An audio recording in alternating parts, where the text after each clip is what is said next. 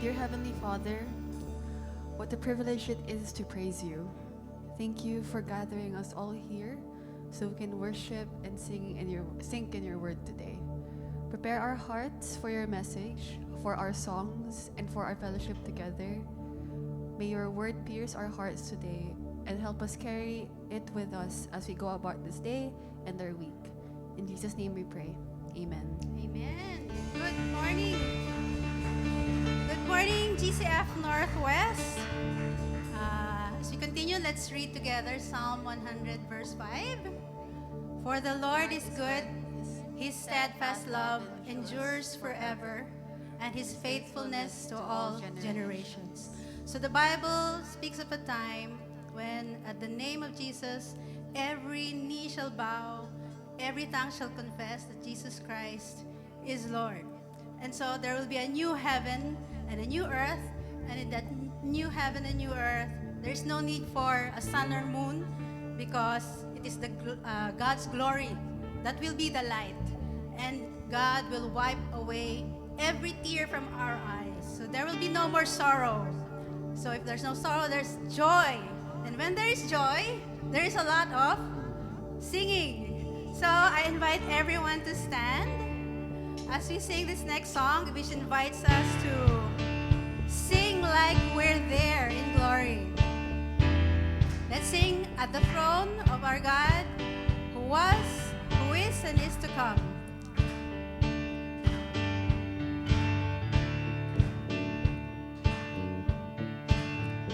There is singing at the ancient gates. There's a melody of ceaseless praise. Age to age, the sound is only growing stronger. There's a throne beneath the name of names. There is seated on it one who reigns, and His kingdom now is here and getting closer. So praise Him like we're there in glory. Here and now, He's just as holy. Jesus, He's so worthy of it all. He exists in everlasting light. So on heaven's streets there is no night. Every tear is wiped away. We'll know no sorrow. Yeah, worship Him with joyful sound. Oh, sing until your voice gives out. No matter where or who's around, release your worship. So praise Him like we're there in glory. Here and now, He's just as holy. Jesus, He's so worthy of it all.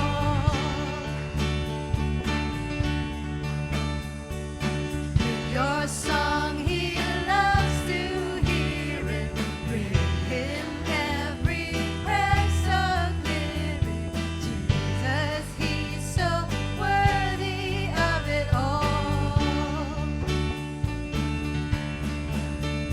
The one who was, the one who is, the one who is to come.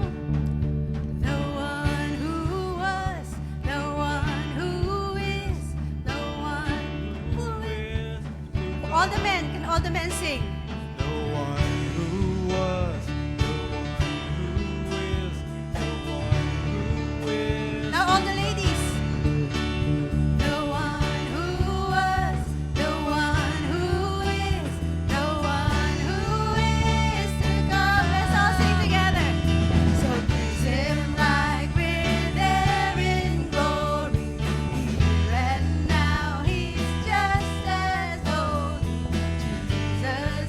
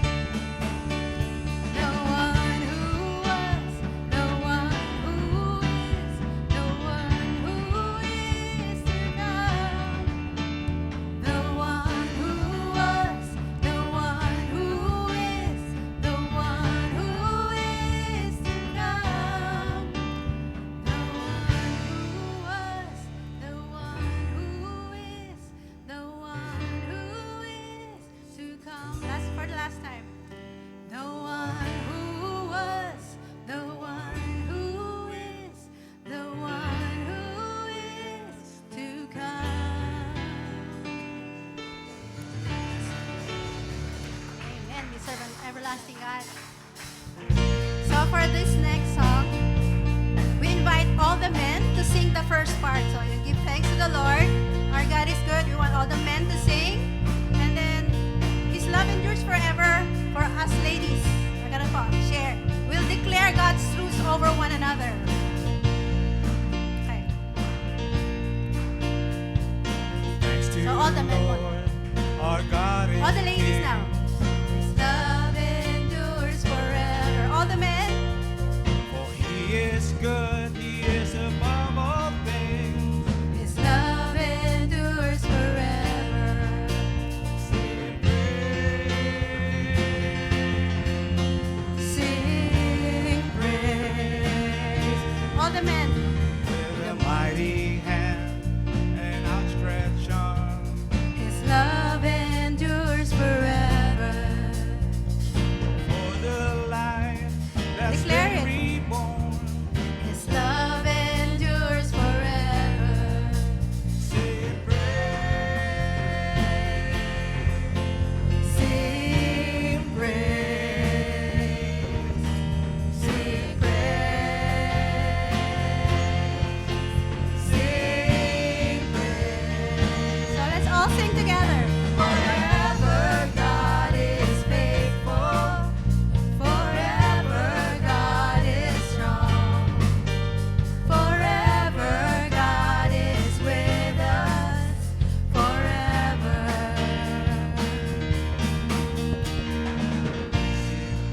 Oh, all the guys, for the rising to the setting sun. The fathers, the brothers. From the rising to the setting sun. His love endures forever. By the grace of God, we will carry on. His love endures forever. Sing praise. Sing praise. Sing praise. Sing praise. Let's sing it together. Forever God is faithful. Forever God is strong. Forever God is with us. Forever. Let's sing it again. Forever. Forever God is faithful. Forever God is strong. Forever God is with us. Forever. Forever God is faithful. Let's lift our voices. Forever God is strong. Forever God is with us.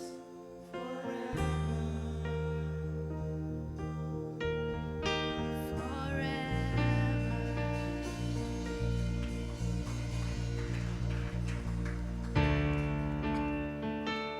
As we sing this next song, let me read to you from John chapter 4, verse 23. But the hour is coming and is now here when the true worshipers will worship the Father in spirit and truth. For the Father is seeking such people to worship Him. So as we continue our time of singing together, let us worship Him sincerely from the heart. Let's confess our sins, ask for His forgiveness, and acknowledge that worship is all about God. For from Him and through Him and to Him are all things.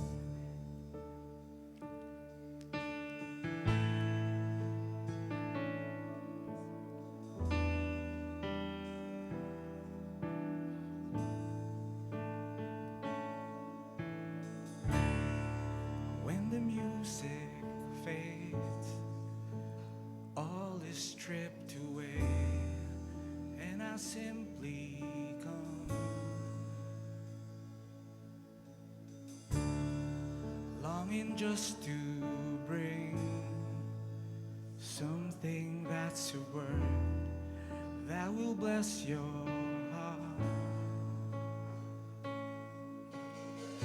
I'll bring you more than a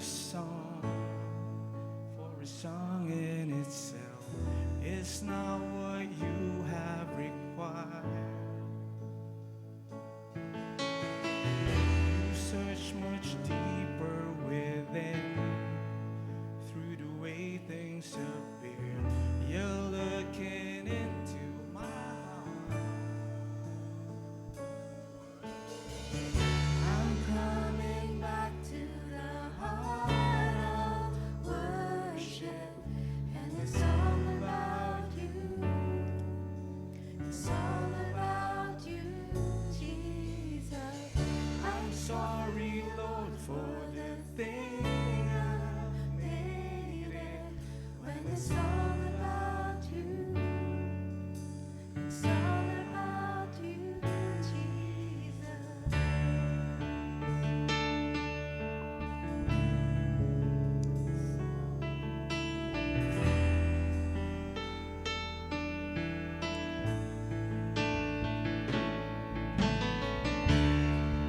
King of endless worth, no one could express how much you deserve.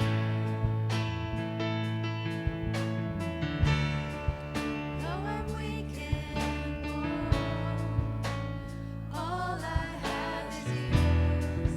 Every single breath, I'll give you more than a song. For a song in itself is not what you have required. You search much deeper within, through the way things look. You're looking into my heart. I'm coming back to the heart of worship, and it's all about you. It's all about you, Jesus. I'm sorry, Lord, for the thing I've made it. When it's all about you, it's all about you, Jesus. I'm coming back to the heart of worship, and it's all about you. It's all about you, Jesus. I'm sorry, Lord, for the thing I've made it. When it's all about you. Let's sing it for the last time. Let's just lift our voices. I'm coming back to the heart of worship, and it's all about you. All about you, Jesus. I'm sorry, Lord, for the thing I made. It's all about you. It's all about you, Jesus.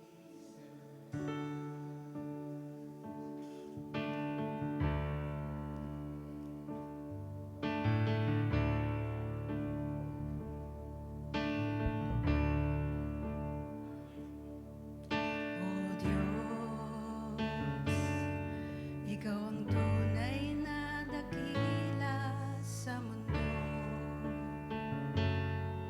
Ikaw ang haring nagmahal ng tulad ko. Ginawa mong lahat, pag-ibig mo ay tapat at wagas. O Diyos, Walang papantay sa kabutihan mo. Ang ngalan mo'y itataas sa buhay ko. Sundin ang loob mo, iparin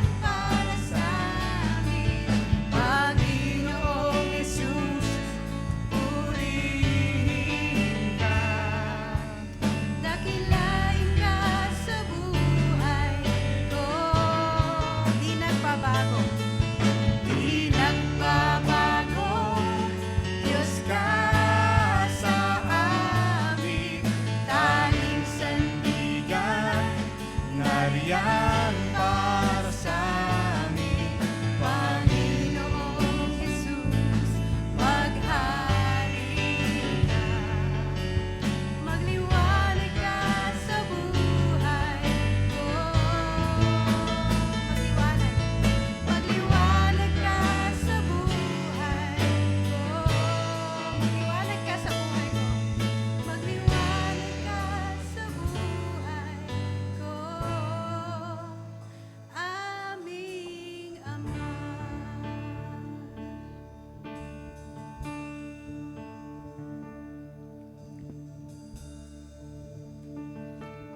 Our Heavenly Father,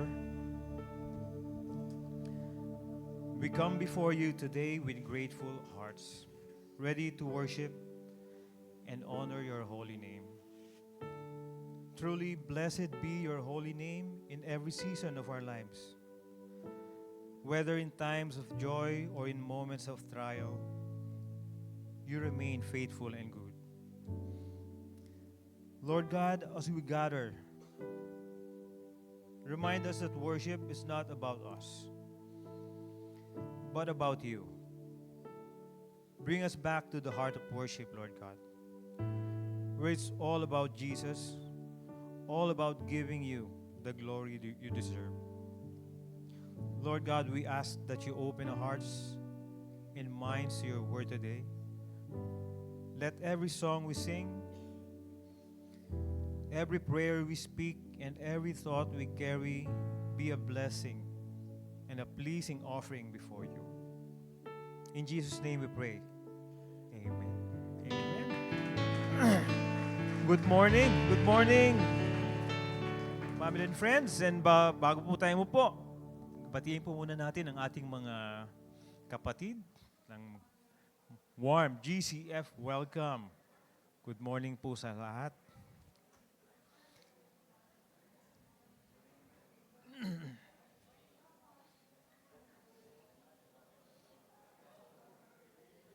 All right. Good morning. All right. All right. Okay. So once again, good morning po ulit. For some announcements, please do join us next Sunday for our worship service as you celebrate po yung Grandparents' Day. Ayan. So, araw po ng mga lolo at lola. So, we encourage you to invite your parents, lolos, and lolas to worship with us on September 14, 9:30 po. All right? Next, we will be having our sports fellowship later, mamaya pong 3:30 sa court natin sa taas, ano? And we pray that you can join us. Pwede po kayong mag-invite ng mga players na pwede pong maglaro mamaya. All right. So this September is Family Month. And we celebrate the beauty of having a GCF church family.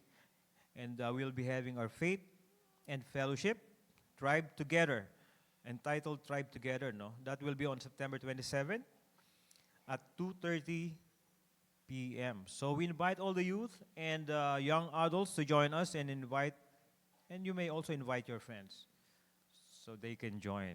All right. We also celebrate with our family members who are celebrating their milestones with us in the first half of September. So let me just run down yung mga celebrants natin for the month. Colleen Bautista, happy birthday. Palakpakan po natin. Brother Ernesto San Pedro. And of course, our very own Pastor Jerry Agoncillo. Wow. Happy birthday. All right.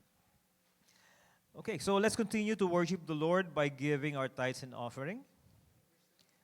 But first, let me just read to you Acts 20:35 from the English Standard Version. In all things, I've shown you that by working hard in this way, we must help the weak and remember the words of the Lord Jesus, how he himself said, it is more blessed to give than to receive. So actually, this verse was written by the Apostle Paul. in his last words to the elders of Ephesus as an encouragement and a reminder of Jesus' teaching, where again Jesus said, "It is more blessed to give than to receive." So this verse emphasizes that by working hard, believers should help the weak, demonstrating through their actions the principle of generosity that brings greater blessing than receiving. Right. The bank account details are flashed on the screen, as well as the QR codes, and you may transfer to our bank accounts, or you may use the envelopes as needed at the foyer. We encourage you to give whichever way is more convenient for you. Please join me in prayer. Lord God, thank you for every blessing you've given us. As your word says in Acts chapter 20, verse 35, it is more blessed to give than to receive. Today, Father, we give back our tithes and offerings with grateful hearts. May these be used for your work and to bless others. Teach us, Lord, always to give with joy. In Jesus' name, amen. You may now give your tithes and offerings to the Lord.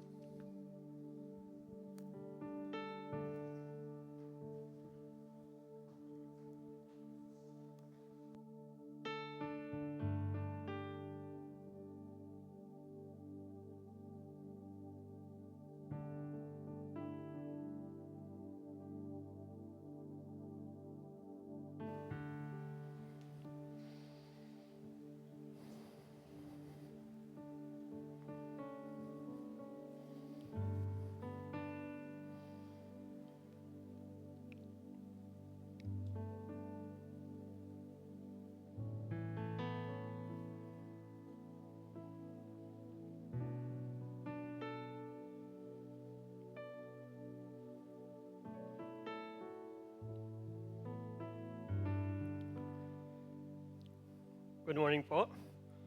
Let's continue to worship the Lord by expressing our trust in Him through prayer. Now we will spend time praying together as a church. This is our church family, mga kapatid. So please don't hesitate to stand up in the nearest aisle and share your prayer requests or thanksgiving po so that we can pray for you.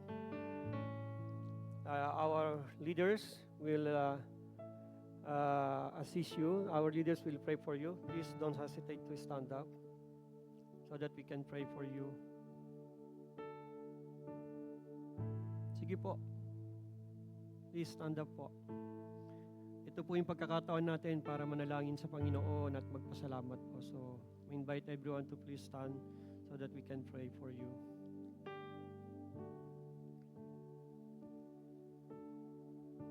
And then I'll give you time to pray, then I will close prayer. I will close our time in prayer.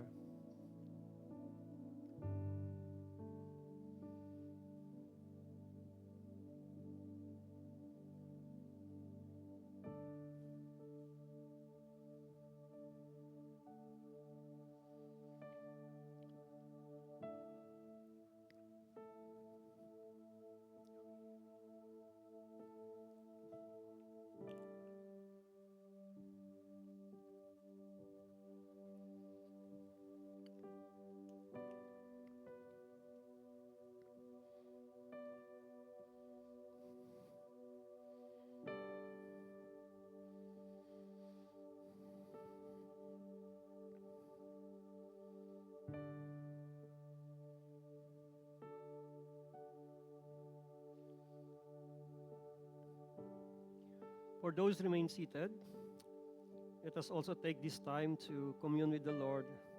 Then I will close in prayer.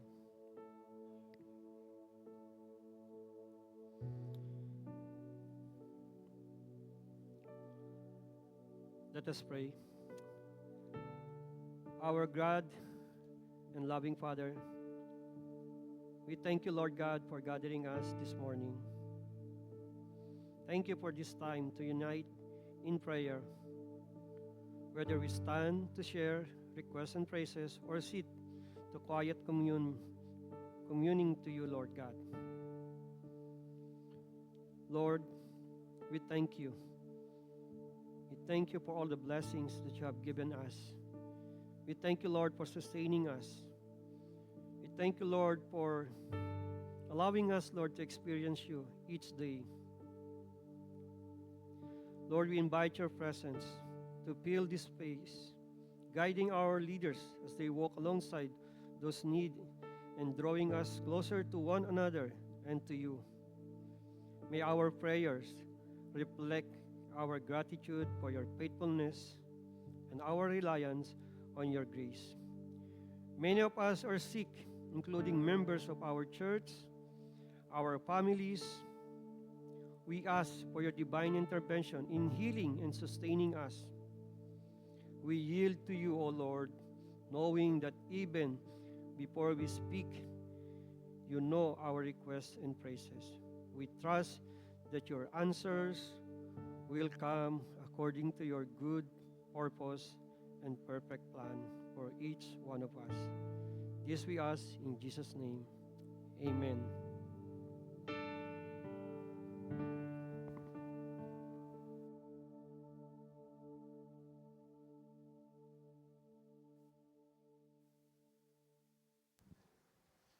Good morning.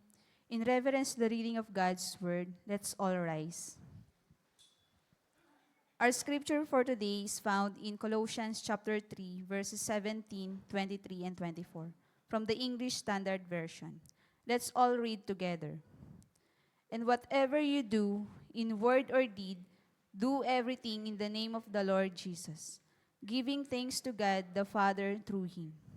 Whatever you do, work heartily, as for the Lord and not for men, knowing that from the Lord you will receive the inheritance as your reward. You are serving the Lord Christ. May the Lord add his blessing upon the reading of his word. You may now be seated. Let us prepare our hearts as we listen to God's word through his messenger, Brother Arnold Clemente. Thank you.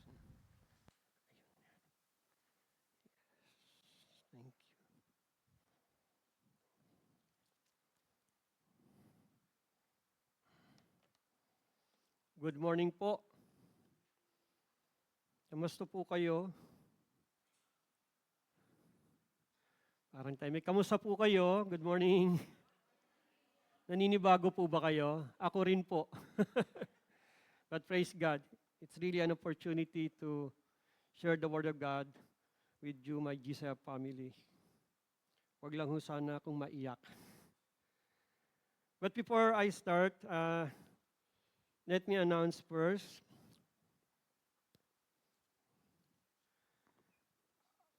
Actually, today po, this Sunday and next Sunday, this month of September, is the time when we nominate and elect our church leader.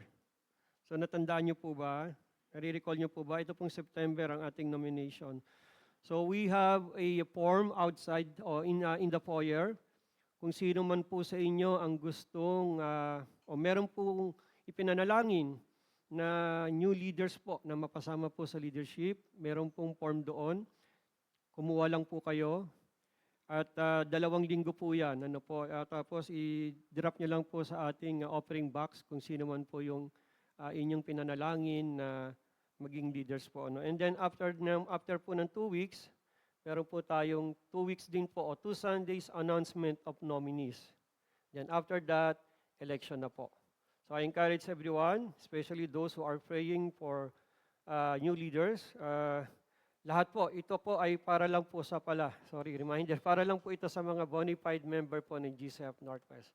So ito po yung privilege po ninyo na mag-elect po ng mga new leaders. Kamusta po kayo?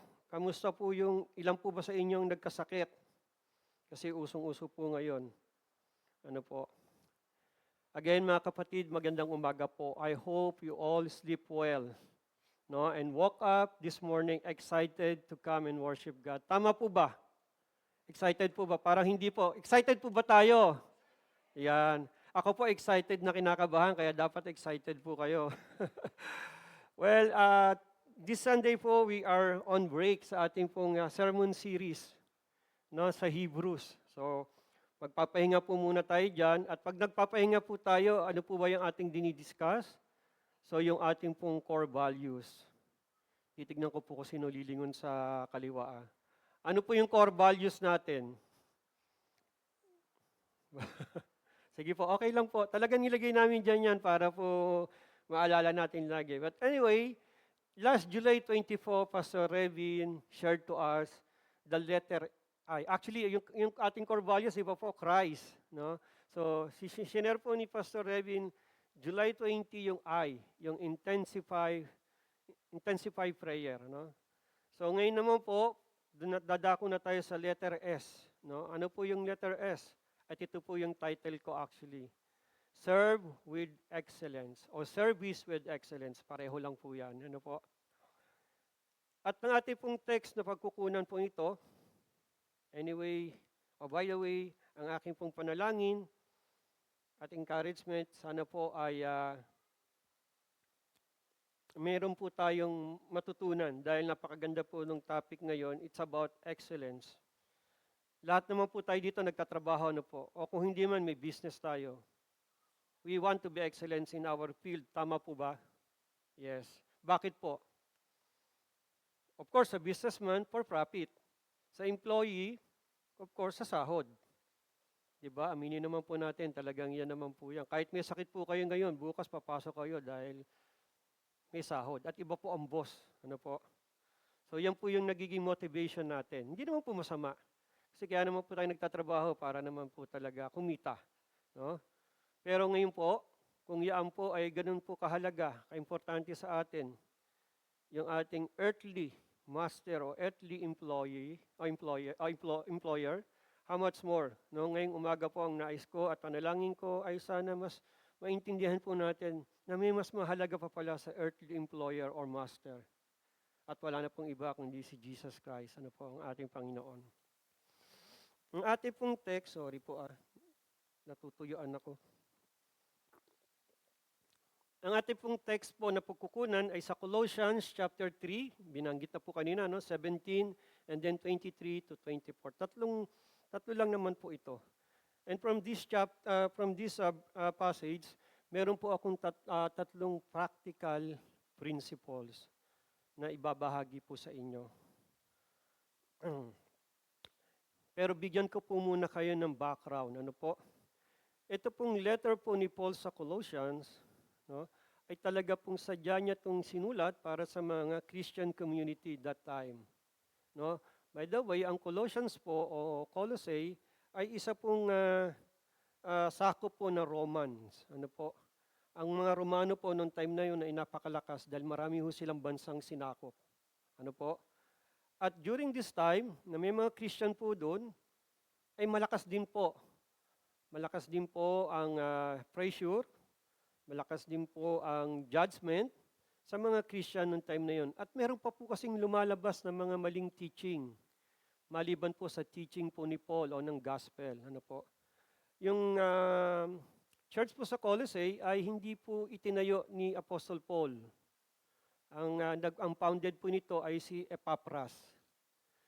Pero si Epaphras po, narinig niya po ang gospel through Apostle Paul from Ephesus. So nagtayo po siya ng church doon. At nung pong meron pong pinagdadaanan ng mga Christian community doon, ay dumalo po si Epaphras kay Paul nung siya po ay nasa prison. At nabanggit niya po, naichismis niya po, o naikwento niya po, na meron pong pinagdadaanan ng mga Christian community that time. That's why Paul wrote this letter, no, to encourage the Christian believers during that time. At ang kanyang pinaka-main theme sa kanyang encouragement is Jesus Christ is supreme and sufficient. Or Jesus Christ is sufficient and supreme. Wala pong ibang kaligtasan na nagmumula kundi po kay Kristo lamang. Ano po? Yan po yung binigyan niya ng emphasis sa kanya pong letter. Kasi alam niyo naman po, tayong mga Kristiyano, minsan kahit matagal na ho tayo, pag meron ho tayong bagong narinig at madalas nating marinig at nape-pressure tayo dahil outnumbered po tayo, minsan po yung ating pong aral na natutunan mula sa Biblia ay minsan nababago po. Di ba? Kasi mas madali pong makinig sa mas maraming tao kaysa pakinggan ka na nakakaunti ka lang o iisa ka lang po. So yan po ang sitwasyon po ng ating mga mananampalataya that time. So dahil po dito, naisip ni Paul na kailangan ko silang sulatan at kailangan ko silang bigyan ng lakas ng loob. Grabe po si Paul, ano?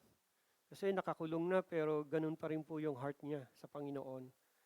Doon pa rin po yung puso niya sa mga mananampalataya. No?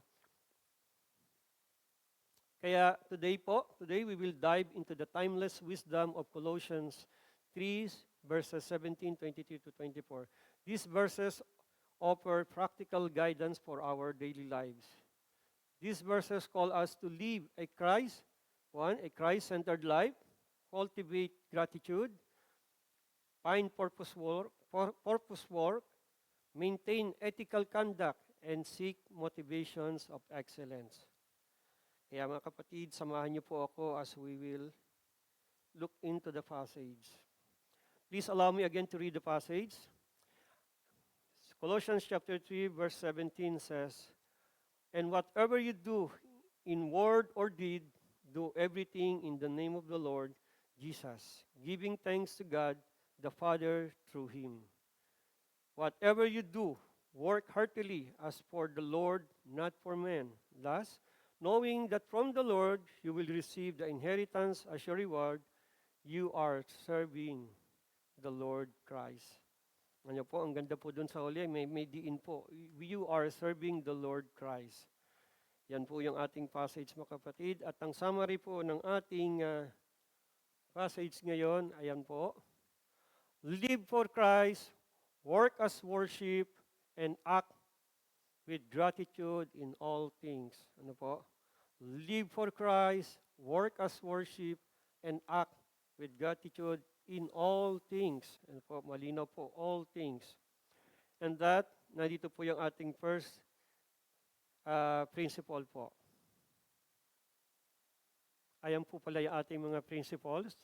Yan, tatlo po yan. Gratitude, Christ, centeredness, faithful work. And the first is, yan, gratitude po. Actually, gratitude. Whom? Gratitude to the Lord our Father. Ano po? Iniklian ko lang po para mas madaling tandaan. Giving thanks to God, the Father through Him. This passage reminds believers to cultivate a thankful heart in all circumstances. Take note mga kapatid, in all circumstances. Hindi po sinabing pag okay, o pag hindi okay, o pag nasa gitna. Ang sabi po, in all circumstances. No? Ito po yung nagpapaalala sa atin to cultivate a thankful heart. A heart full of gratitude. Ano man po yung sitwasyon po natin. Inalaw po ng Panginoon yan, so we have to give thanks to Him. Na po. And I will give you reason why we should cultivate gratitude to the Lord based po sa passage natin.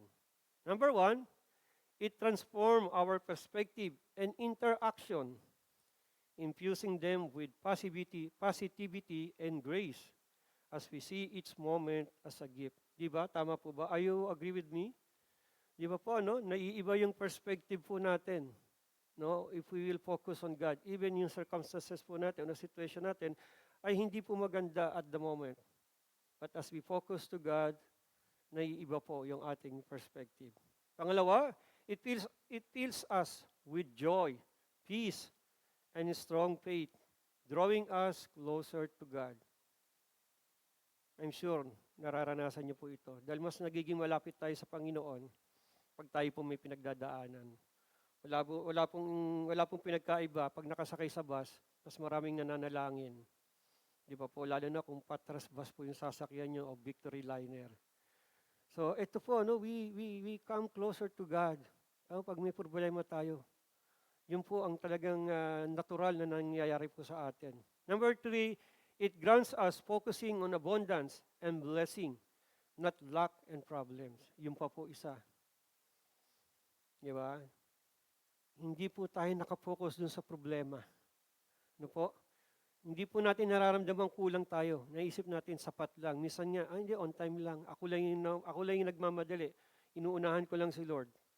Ano po? So itong tatlong bagay po na ito na dahilan ay talagang magpaparaalala po sa atin na talagang tayo po, we will always thank God in every situations of our life, in every seasons of our lives. Ano po? Sabi po sa Ephesians 5:20, always giving thanks to God, the Father, for everything in the name of our Lord Jesus Christ. Ulitin ko po, always giving thanks to the God the Father for everything in the name of our Lord Jesus Christ. At meron din po akong ginawa na aspeto po about gratitude. Ano po yung aspect of gratitude? Tatlo din po. Number 1 is act for Jesus. Act for Jesus. Align all actions with Christ's will. Align all actions with Christ's will. Nung ako po ay hindi pa mananampalataya, hindi ko po alam ito at hindi ko po alam kung paano ko po gagawin ito. Dahil wala naman po nagsasabi sa akin. Lahat po ng ginagawa ko, naka-align lang po sa gusto kong mangyari. Pero nung nakilala ko na po ang Panginoon, it must be aligned. My will to His will. Kaya kung meron pong hindi nangyari, tulad po, ilang beses po ako nag-attempt mag-abroad, pero naka-abroad naman po ako. Ilang beses akong nag-attempt magsumakay ng barko kasi seaman po ako eh. By course po, seaman ako. Baka kung sumakay po ako, may 4 na po akong kaklaseng kapitan. Ilang beses po akong umattempt na makasakay ng barko, hanggang bangka lang po ako. So, naintindihan ko po na hindi po yun yung kalooban ng Panginoon sa akin. Kahit yung pa yung tinapos ko. Ano po? Always act. Act for Jesus. Align our will to His will. Do everything in the name of the Lord Jesus. Sabi po ng Colossians 17b. Do everything in the name of Jesus. This instruction means acting under His authority, seeking to please Him in everything and in accordance with His teaching. Hindi po sa gusto natin. Kasi whether we like it or not, at the end of the day, hindi po mangyayari yung hindi po nakaplano ni Lord para sa atin. Kahit anong gawin niyo po, hindi po yan mangyayari. Number 2, give thanks. Sabi po ng 17c, giving thanks. Maintain constant gratitude to God. Yun nga po, paalala ko lagi, sabi ko, di ba, always be thankful to God. This directly reflects the call to maintain constant gratitude to God for His blessing and provision. Kasi po, yung araw-araw pong nagigising tayo, blessing po yan. Hindi po yan material, pero mahalaga po yan. Kasi kung may material ka, wala ka namang buhay na, wala rin po. No? Yun po, blessing po yun. Every morning, kaya meron po tayong reason pagkadilat ng mata. Pag nakita mo yung asawa mo, katabi mo sa kama, anak mo, praise God. And number 3, live dedicated. Live dedicated. Reflect gratitude in every moment. This means making your life a living expression of thankfulness. Make your life a living expression of thankfulness. Because gratitude shouldn't be confined to specific rituals, but should encompass every aspect of life. Ano po? Live dedicated. Summary po nito, express gratitude to God, the Father, through Christ, align action, constant giving, and a dedicated life. And then, we will go to second principle. Okay pa po ba kayo? Praise God. Kasi okay pa naman ako. Nangangatog lang din talaga ako maginaw. Sige po, let's proceed to number 2. Number 2 is Christ-centeredness. Yan. Sabi po dun sa 17ab, and whatever you do, in word or deed, do everything in the name of the Lord. No? Mga kapatid, sa ating mga gagawin, hindi po pwedeng mawawala po yung in the name of the Lord. Kasi whatever we do, or whatever we are doing, nagre-reflect po dapat si Kristo sa atin because we are His children. Ano po? This passage remind us, believers, to center our lives on Christ amidst completing ideologies and values. Diba? Ang dami na po ngayon, no? But ito po yung reminder, no? Center our lives in Christ. No?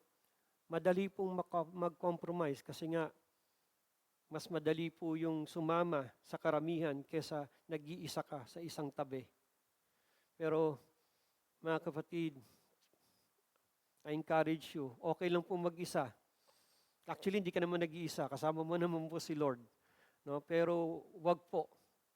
We don't need to compromise just to be okay or just to be approved by people. No? Approval po natin kay Lord. At bakit po natin kailangan isentro? O why we should live a Christ-centered life? Bakit nga po ba natin kailangan? No? Number one, it anchors identity. Yung po yung binabanggit ko kanina, di ba po? Pag tayo po nakasentro ang buhay natin sa Panginoon, no, yung identity po ni Kristo nakikita po sa atin. Kaya po pag medyo nalihis tayo, yun po, maaari pong mapulaan. Hindi lamang po kayo, kundi po yung Kristo na identity na dapat nakikita sa atin. Rooting our sense of self in Christ, shaping values and ensuring consistency in all you do. Dapat po consistent tayo. Hindi po pwedeng nasa church, okay lang, center tayo kay Lord. Paglabas ko mamaya, dapat pwede namang lumihis, wala naman nakakakita sa akin. Hindi po. Hindi po ganon. Ano po, kahit nasaan po tayo, especially nga wala tayo sa church, mas dapat pong nakikita sa atin yun. Ano po? Pangalawa, it fuels purpose. Infusing our daily tasks with divine meaning and aligning personal goal with God's greater plan. Mas maganda po ang plano ng Diyos sa atin kaysa sa plano natin. Believe me mga kapatid. Plano ko pong sumakay ng barko pero dito lang po ako nakatungtong ngayon sa pulpito. Pero ito po yung best plan ni God sa akin. Ito po yung pinakamagandang planong ginawa ng Panginoon sa akin. So, yun po, dapat dun po tayo. No? Submit tayo dun sa greater plan ni God kasi mas maganda po ang plano niya. Number 3, it radiates influence, allowing Christ's love to shine through us, positively impacting and inspiring those around you. Dapat po may impact tayo, hindi po impact. Dapat po may impact tayo sa mga taong nasa paligid po natin. Especially pag tayo po ay nasa public na. Let's say, nandun tayo sa workplace, dapat po may impact po tayo sa kanila. Dapat po makikita nila, Christian siguro, Christian to. No? Dapat ganun po yung dating natin mga kapatid. Kasi kahit hindi tayo magsalita, kung tayo po ay kumikilos ayon po sa kalooban ng Panginoon, doon pa lang po mare-recognize na po tayo. Ano po? Key aspect of Christ-centeredness. 1, in word, speak in a way that honors God. Pati po pala yung pagsasalita. No? Speak in a way that honors God. No? Speaking in a way that honors Christ align with doing things in the name of the Lord Jesus. Encouraging and uplifting others. Reflect Christ's love and teachings. No? Reflect Christ's love and teaching. Number 2, indeed, act in a way that reflect Christ's love and character. The verse, as mentioned deed, napansin nyo, may binanggit siya sa verse, deed, emphasizing that action should reflect one's faith. Yung po yung binabanggit ko kanina. No, hindi pa kayo nagsasalita, pero yung action po natin, nagre-reflect na po yung ating pananampalataya sa Diyos. This means showing compassion and kindness to all, which are central to Christian teaching. Mahirap pong mahalin ng lahat, pero yung po yung sinabi ng Bible. Love one another. No? Show compassion and kindness. Number 3, in His name. Do everything as a representative of Jesus. This means recognizing that your action reflect on Jesus underscoring the responsibility of Christian have to live according to his example. No? Yan po mga kapatid, sabi po ng Colossians, ayan no, He is before all. Sabi po sa Colossians 1:17, He is before all things, and in Him all things hold together. Yan po. Summary po, honor Christ in all your words and deeds, representing Him through uplifting language and compassion's action. Honor Christ in all your words and deeds. Number 3 principle, faithful work. Whatever you do, work heartily as the Lord and not for men.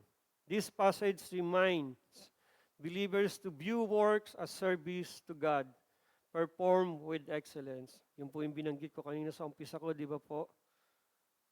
No? Paalala po sa atin ito, ano man po ang trabaho natin. Kanya-kanya po tayo, hindi naman po tayo pwedeng pare-pares na engineer, pare-pares na doktor. Pero ano man po yung trabaho natin, yun po ang sinasabi ng verse na ito. No, work as service to God, perform with excellence. If we will always think about God, why we are doing something, yun po yung mangyayari. No? Pero aside from that, kung meron ka pong ibang iniisip, ay hindi po dapat ganon. Ano? Why we should maintain a faithful work? Number 1, it guarantees a divine reward. Sabi po ron, di ba?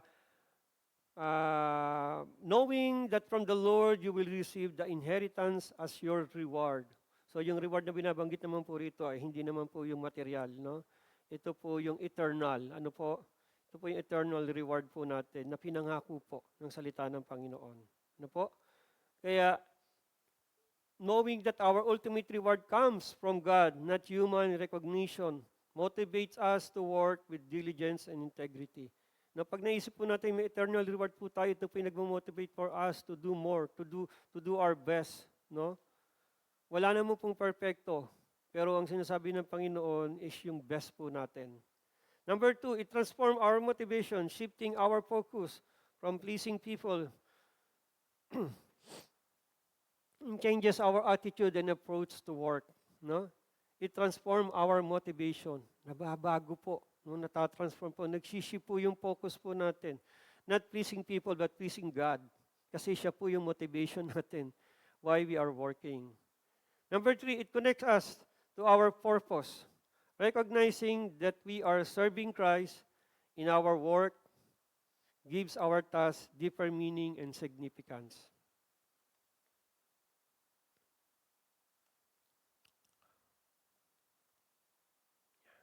Key aspect of faithful work.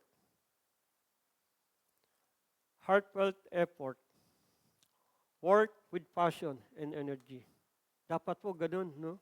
Work with passion and energy. Hindi yung, wala akong magagawa eh. Kailangan kong gawin to eh. Hindi po.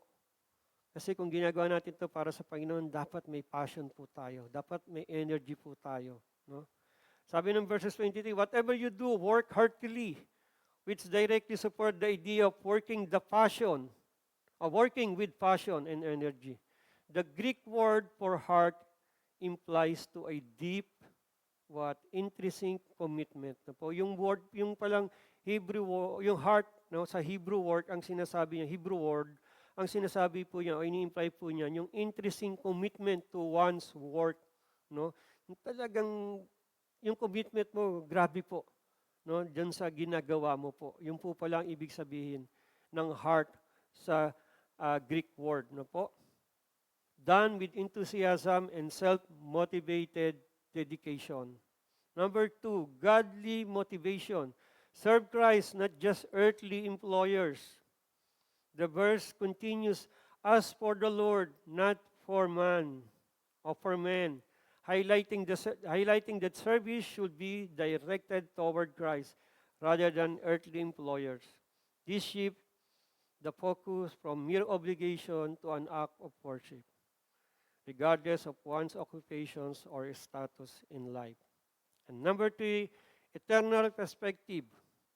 Remember your true reward is from God. Yeah, sinabi nga sa 24, di ba?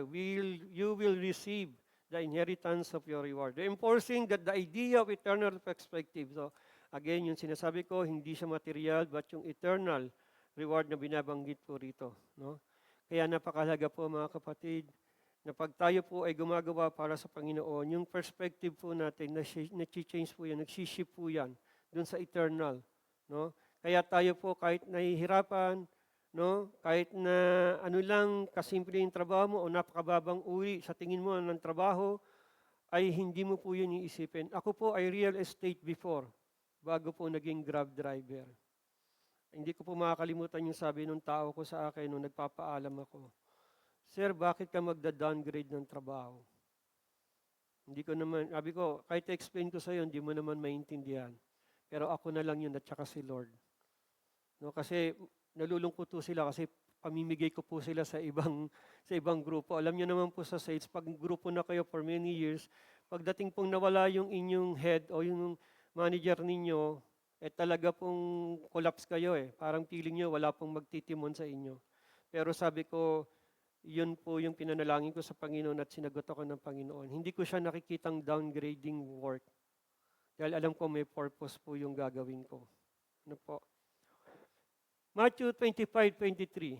His master said to him, "Well done, good and faithful servant." Well done, good and faithful servant. Ang sarap po, no? Kung pagdating po nun, sasabihan po tayo. No? Yung boss nga lang natin, di ba? Pag sinabi,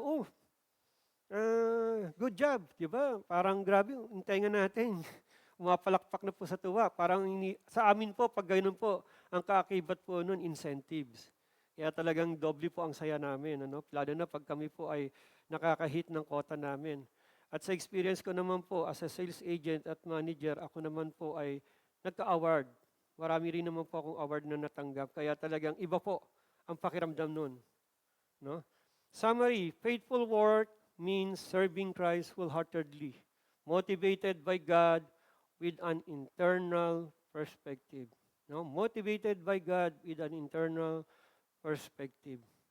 Kaya mga kapatid, yun po ang napakahalaga. Pag naintindihan po natin, ano yung purpose po natin, bakit natin ginagawa, bakit tayo nandito, grabe po. Maintindihan mo, magpapasalamat ka sa Panginoon at doon kanya nilagay. No? I have 3 practical applications to share with you. Number 1, serve wholeheartedly. No? Serve wholeheartedly. No? Talagang ibigay po natin yung buong buo. Sabi ko nga po kung iniisip nyo po nung nagtatrabaho kayo at kailangan nyo dahil meron kayong hinahabol, ibigay nyo po ng buong buo, hindi dun sa dahilan nyo, kundi sa dahilan po na ang Panginoon po ang nagiging inspiration at motivation po ninyo. No? Serve wholeheartedly with joy, with joyful enthusiasm and unwavering ethics. Give your best as if working directly to God. Give your best as if you are working directly to God. And number 2, work as worship. Paano po yun? Paano ba yung Brother Arnold? Work as worship. Integrate faith into daily tasks, expressing love and purpose in all you do. Integrate, no? Integrate your faith in Jesus in your daily task. At mararanasan mo at malalaman mo pong ibig sabihin nun. Ano po? And number 3, exalt His character. No? Exalt His character. Reflect God's qualities through excellence and integrity in your action. Kung kami po, pinapalakpakan nun, umaakit ng stage, tuwan-tuwa ka na. How much more si God po yung pumapalakpak sa'yo pag nagkita kayo because you done your job well. Ano po? Di ba po, mas nakaka-excited po yun. No? Kaya yun po, no? Gawin po natin yun, nagtatrabaho po tayo, dapat nagre-reflect po yung character ni Jesus sa ating pong pagtatrabaho sa pamamagitan ng nagiging excellence in what we are doing. Kasi doon po tayo nilagay ng Panginoon. Hindi po kayo ilalagay ng Diyos sa hindi nyo lugar. Ilalagay po tayo ng Panginoon sa lugar po natin. May kanya-kanya po tayong lugar sa Panginoon, mga kapatid.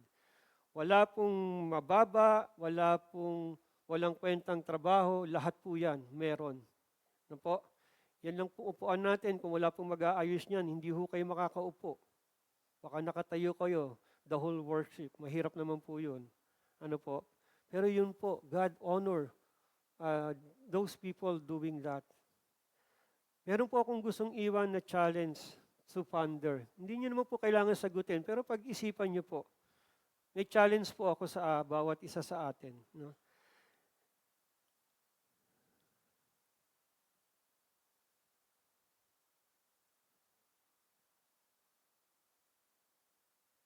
Ako, sorry, hindi ata na isama. Meron sa akin. Anyway, sige po. In the coming days, meron naman po sa ano nyo, no? Sa bulletin. In the coming days, how will you transform your days, your ordinary work, into an extra act of worship, serving Christ with a heart full of gratitude? No? Ulitin ko po. In the coming days, how will you transform your ordinary work into an extraordinary act of worship, serving Christ with a heart full of gratitude? Mga kapatid, yan po yung gusto kong pag-isipan natin. At magtatapos po ako sa mixing kwento. Dito po ako magko-close. Ang mixing kwento po ito ay pinamagatang The Praying Pilot. The Praying Pilot.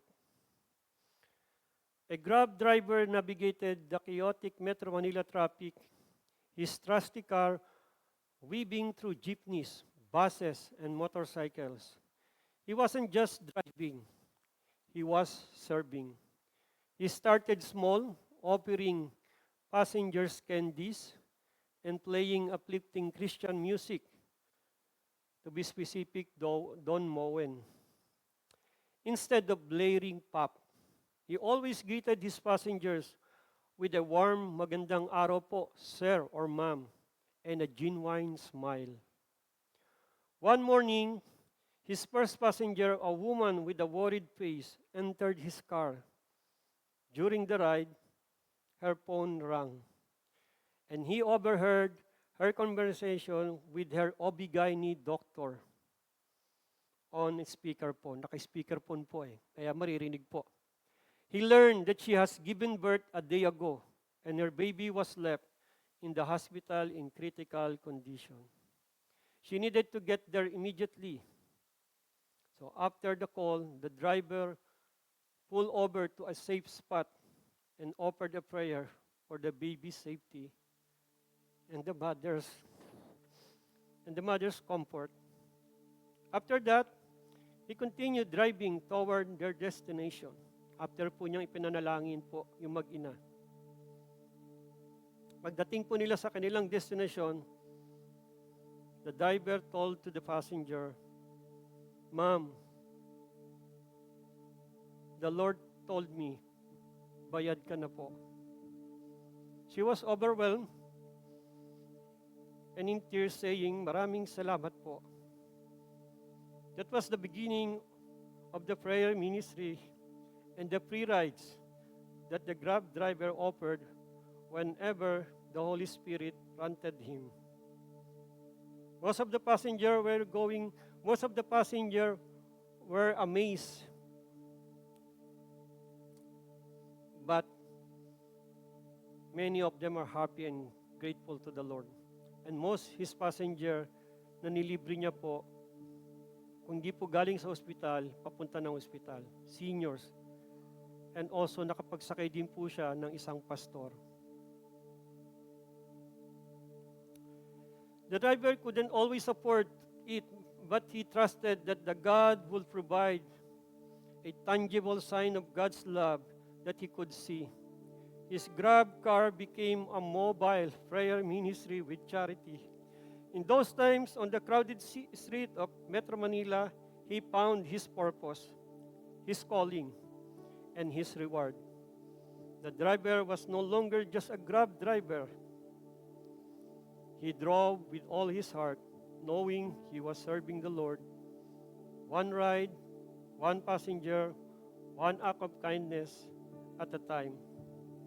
He was an instrument of God's grace, transforming his ordinary work into an extraordinary act of worship. Mga kapatid, I pray and hope that this short story inspires you, that even the simplest or most mundane work can become extraordinary act of worship when wholeheartedly offered to the Lord. Again, mga kapatid, no? When we offer our work to God, mahalaga po yan sa Panginoon. Sige po, let us pray.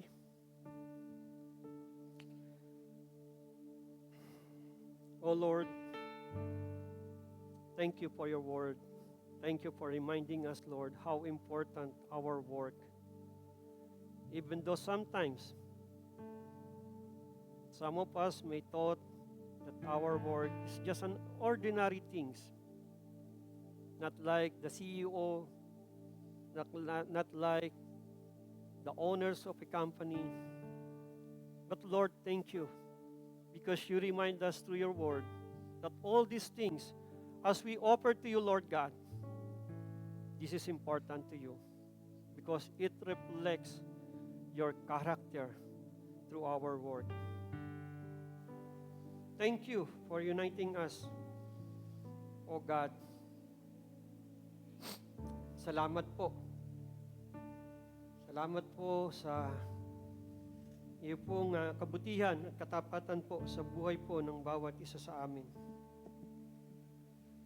O Lord, help us to see your hand in all things, O God.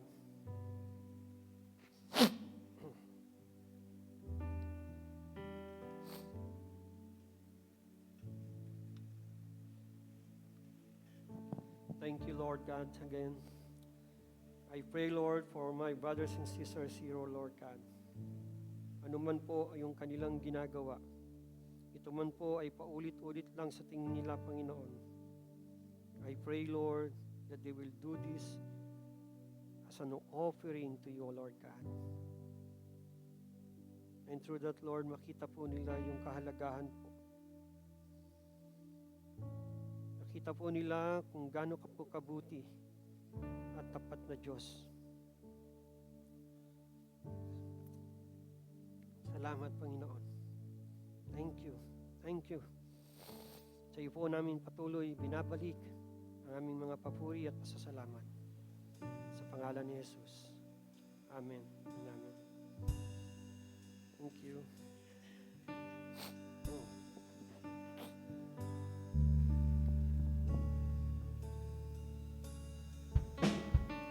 Let's sing that song one more time. Diyos ka sa amin.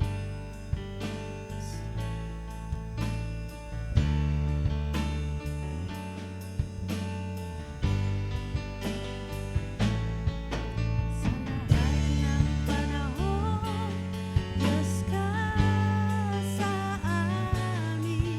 Sa lahat ng oras, nariyan para sa amin. Panginoong Hesus, purihin ka. Dakilain ka sa buhay ko. Di nagbabago, Diyos ka sa amin. Tanging sandigan, nariyan para sa amin. Panginoong Hesus, maghari ka. Magliwanag ka sa buhay ko. Magliwanag ka sa buhay ko. Magliwanag ka. Magliwanag ka sa buhay ko. Church, GCF Northwest, Aming Ama. we thank you, O Lord God. Lord, may you bless this church. May you bless your people, O God.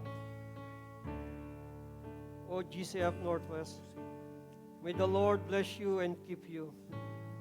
May He make His face shine upon you and be gracious to you. May He lift up His countenance upon you and give you peace. And may the grace of the Lord Jesus Christ, the love of God, and the fellowship of the Holy Spirit be with you all, now and forever. Amen and amen. God bless po as we follow the will of God, apply acts of worship. Tayo pong lahat ay tumayo as we sing this for the last time.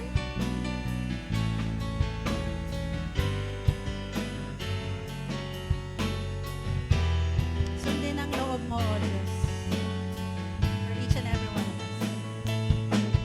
Sa lahat ng panahon, Diyos ka sa amin. Sa lahat ng oras, nariyan para sa amin. Panginoong Hesus, purihin ka. Dakilain ka sa buhay ko, di nagbabago.